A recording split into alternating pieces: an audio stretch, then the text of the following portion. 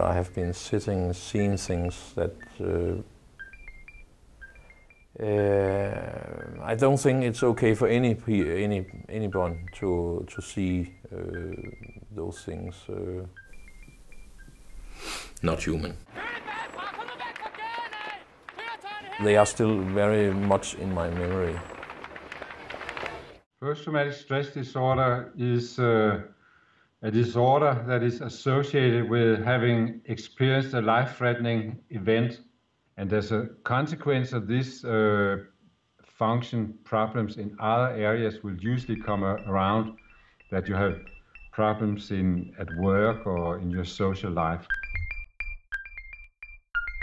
There is still some things that I will try to avoid because it affects me. For example, the supermarket with many people just near, close around me.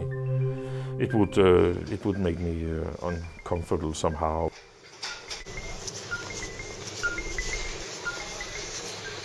If I'm still sitting in a tight traffic jam with lots of cars around me, let's bring some memories about the roads in Iraq around Basra with lots of cars and EIDs and so on.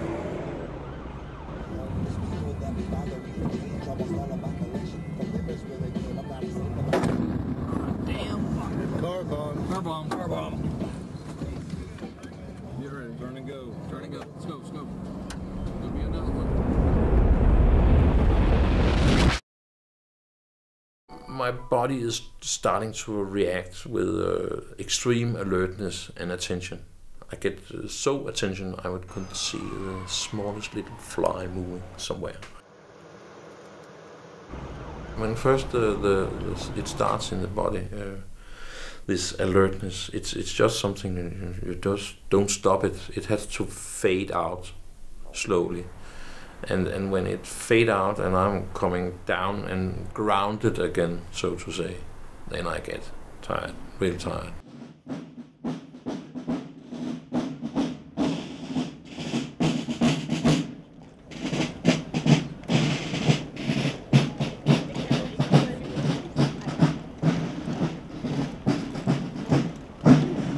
Well, through the past years, a lot of researchers has been looking for what you could call the golden recipe in predicting soldiers, predicting whether or not they will develop PTSD and predicting their resilience. But as of now, it has not happened. I think it could be very valuable to use the game as a screening tool for the soldiers when they came back from the deployment.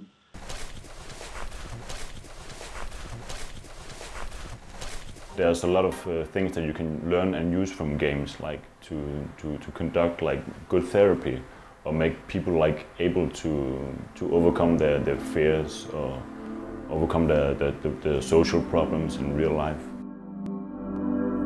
We built the game to actually learn from the biofeedback we use in the game, how people respond to the different stimuli, and then that enables us to expose them more frequently to these stimuli during subsequent sessions.